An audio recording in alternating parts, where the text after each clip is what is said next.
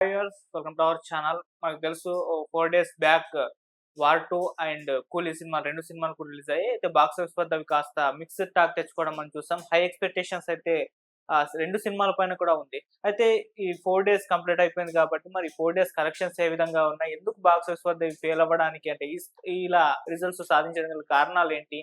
కంప్లీట్‌గా మరి ఇది ఎక్కడి వరకు వెళ్తుంది? బ్రేక్ ఈవెన్ సాధిస్తుందా? లాభాల బాట పడుతుందా లేదా? సో దీని గురించి ఒకసారి ఎక్స్‌ప్లెయిన్ చేయడానికి మనతో పాటు అనలిస్ట్ మురళీ శర్మ గారున్నారు. వారిని అడిగి తెలుసుకునే ప్రయత్నం అయితే చేద్దాం. సో నమస్కారం సార్. నమస్కారం. సార్ 2 సినిమాలు కూడా హై ఎక్స్‌పెక్టేషన్స్‌తో రిలీజ్ అయిపోయాయి. 'కూలీ' అండ్ 'వార్ 2'.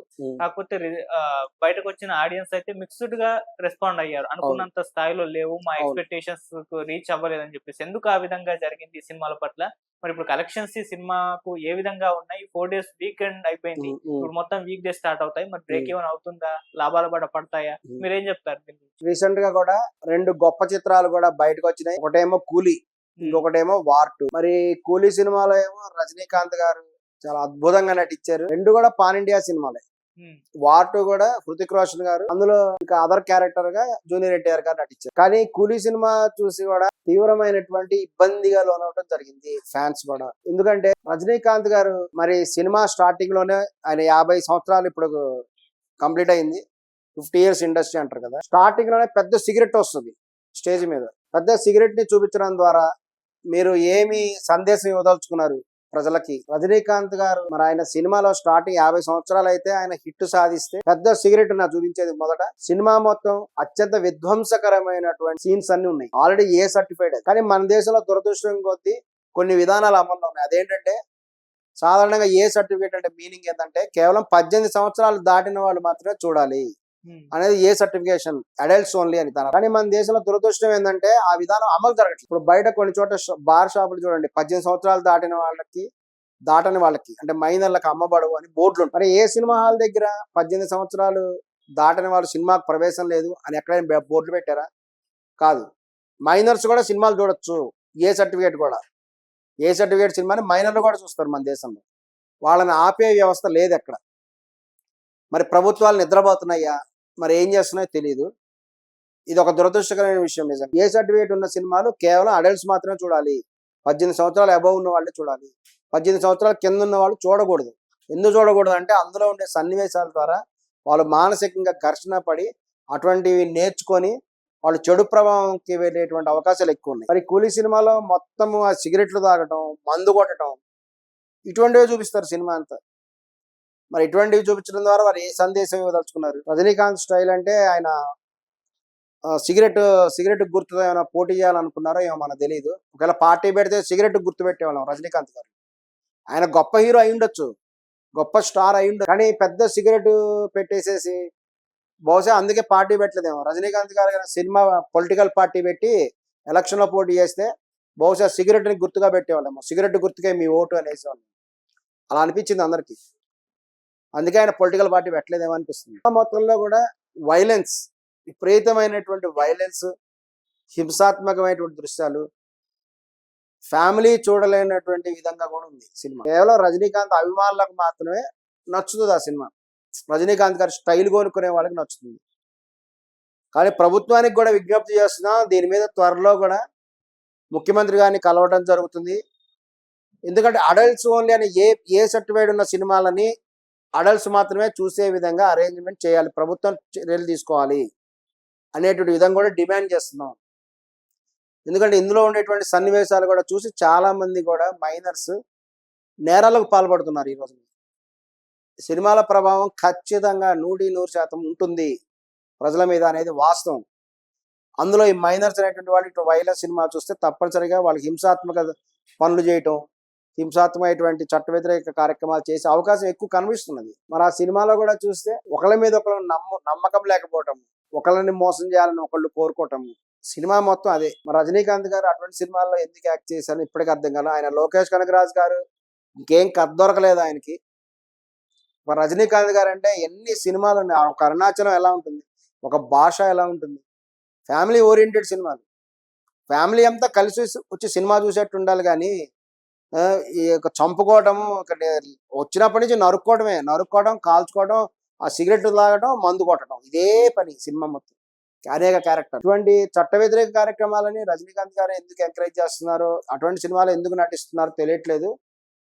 దయచేసి అటువంటి సినిమాలు వస్తే మటుకు రజనీకాంత్ గారైనా సరే ఫ్లాపులు ఎదుర్కోవాల్సి వస్తుంది. మరి ఇక అందుకని ఫ్యామిలీ వాళ్ళెవరు రావట్లేదు. ఒక కుటుంబ సభ్యులు కలిసి చూసే విధానంగా కూలీ సినిమా లేదు. ఒక ఆడవారు వచ్చి సినిమా చూసే విధంగా కూలీ లేదు. రజనీకాంత్ గారి నుంచి రజనీకాంత్ గారు ఒక హీరోయిన్ లేదు సినిమాలో. రజనీకాంత్ గారి పక్కన ఒక హీరోయిన్ ఉండి, ఇప్పుడు రజనీకాంత్ గారి పక్కన మీనా డాన్స్ చేస్తుంది. ఒక సినిమాలో రజనీకాంత్ పక్కన అందమైన సౌందర్య గారు డాన్స్ చేస్తారు. అటువంటి డాన్స్ కూడా కోరుకుంటున్నాం. మంచి మంచి పాటలు ఉండాలి సినిమాలు.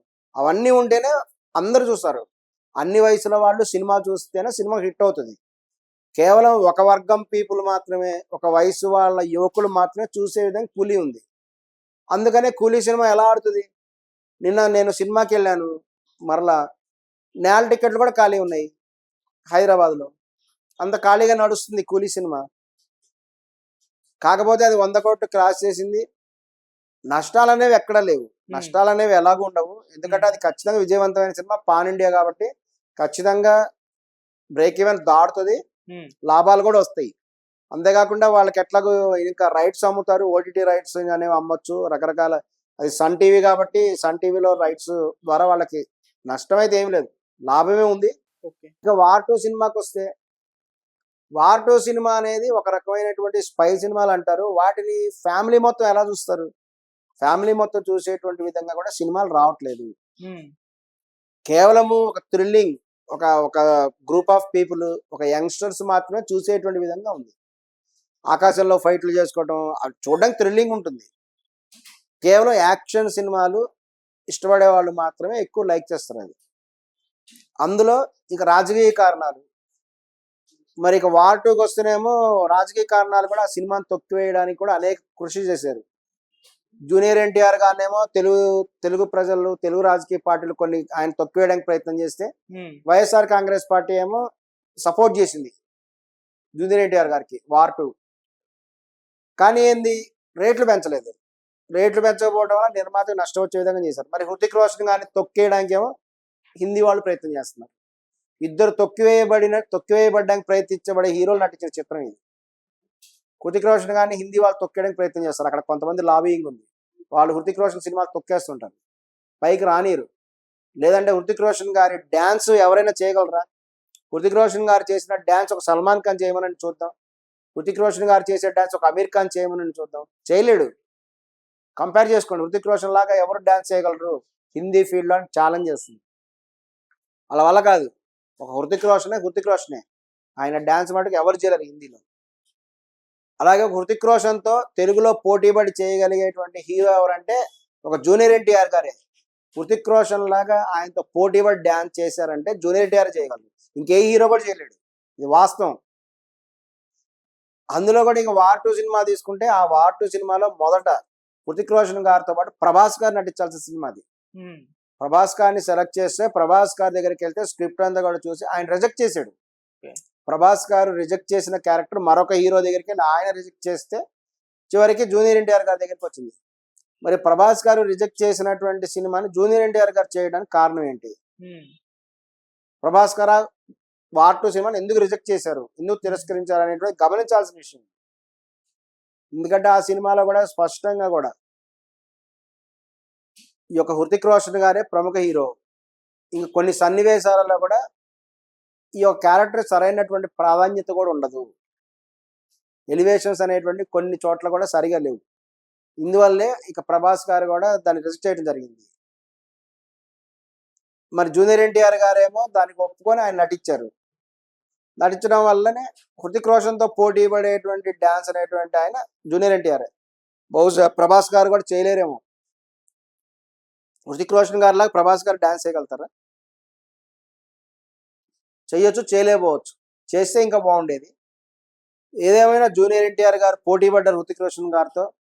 అద్భుతమైనటువంటి పాట ఉంది. కానీ ఆ పాట గురించి కూడా చెప్పారు. జూనియర్ ఎన్టీఆర్ గారి మనసులో ఎంతో భావాలు ఉన్నాయి ఉంటుంది, ఎవరు గెలుస్తారో ఎవరు ఓడిపోతారని. చివరికి అందులో రామ్ చరణ్ గారు త్యాగం చేసి జూనియర్ ఎన్టీఆర్ గెలిపిస్తారు. సో అది తీవ్రమైనటువంటి విభేదాలకు దారితీసింది. దానివల్ల ఆ సినిమా తర్వాత జూనియర్ ఎన్టీఆర్ గారు హైలైట్ అయ్యారు. ఎందుకంటే అది అది అవార్డ్స్, ఇంటర్నేషనల్ అవార్డ్స్ దగ్గరికి పోయినప్పుడు RRR సినిమా వేసినప్పుడు జూనియర్ ఎన్టీఆర్ గారి ఫోటో ఆ స్టేజ్ మీద వేయడం జరిగింది. రామ్ చరణ్ గారి ఫోటో వేయలా. అంటే RRR లో హీరో ఎవరంటే జూనియర్ ఎన్టీఆర్ గారు, రామ్ చరణ్ గారి కేవలం సపోర్టింగ్ క్యారెక్టర్ అనేటువంటి విధంగా కూడా వారు భావించడం జరిగింది. దానికి నిదర్శనం ఏంటంటే స్టేజ్ మీద RRR అని వచ్చినప్పుడు ఓన్లీ జూనియర్ ఎన్టీఆర్ ఫోటో మాత్రమే ఉంది. మరి ఈయన ఫోటో ఎందుకు లేదు, జూనియర్ ఎన్టీఆర్ ఫోటో ఎందుకు లేదు? అది ఎవరు తప్పు? రాజమౌళి గారు తప్ప, లేకపోతే ఆ సినిమా తీసిన వాళ్ళు ఇచ్చినటువంటి డిస్ప్లేనే అక్కడ ప్రకటిస్తారు కదా అంతర్జాతీయ సభలో, మరి అవార్డు ఫంక్షన్స్ లో ప్రకటించలేదు. సో తీవ్రమైన విభేదాలు వచ్చినాయి జూనియర్ ఎన్టీఆర్ గారికి, ఇప్పుడు చిరంజీవి గారి ఫ్యామిలీస్ కి మధ్య ఇప్పుడు విభేదాలు నడుస్తున్నాయి. ఆ విభేదాలు అలానే కొనసాగుతూనే ఉన్నాయి. రాజమౌళి గారి వల్ల ఇటువంటి అవమానం జరిగింది అనే అభిప్రాయం కూడా ఉంది. జూనియర్ ఎన్టీఆర్ గారు, ఇప్పుడు రామ్ చరణ్ గారు, రాజమౌళి గారి వల్ల ఇటువంటి అవమానం జరిగింది, లేకపోతే ఆ సంస్థ వల్ల ఈ విధంగా అవమానం జరిగిందా?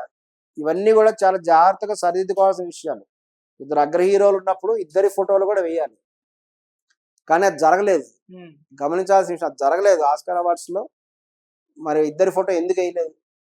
చాలా పెద్ద తప్పు అది. వాళ్ళకి తప్పు కాకపోయిండొచ్చు, తెలుగు ప్రజలను తీవ్రమైనటువంటి చర్చలకు దారితీసినటువంటి అంశం అది. మరి అదే విధంగా ఇప్పుడు ఏంటంటే వీళ్ళు ఈ యొక్క వార్డులో చాలా జాగ్రత్తలు తీసుకున్నారు, ఇద్దరిని కూడా చూపించడం జరిగింది. ఏదేమైనా అందులో హీరో హృతిక్ రోషనే. జూనియర్ ఎన్టీఆర్ గారిని జూనియర్ ఎన్టీఆర్ గారి పాత్రని తక్కువ చేసి చూపించాలి, హైలైట్ హృతిక్ రోషన్ గారే అనేటువంటి విధంగా కూడా చేయడం జరిగింది. ఈ విధంగా కేవలం ఒక వర్గమైన ప్రజలకు మాత్రమే చేసేటువంటి సన్నివేశాల వల్ల ఇది కూడా అనుకున్నంత విజయం కూడా సాధించలేదు. కానీ రాజకీయ కారణాలు ఇంకా ముఖ్యమైన కారణం. రాజకీయ కారణాల వల్లే తొక్కివేశారు. వార్ 2 సినిమా అనుకున్నంత హిట్ అవ్వలేదు అనేటువంటిది ఖచ్చితంగా కూడా భావం ప్రజల్లో ఉంది. Okay sir, thank you so much.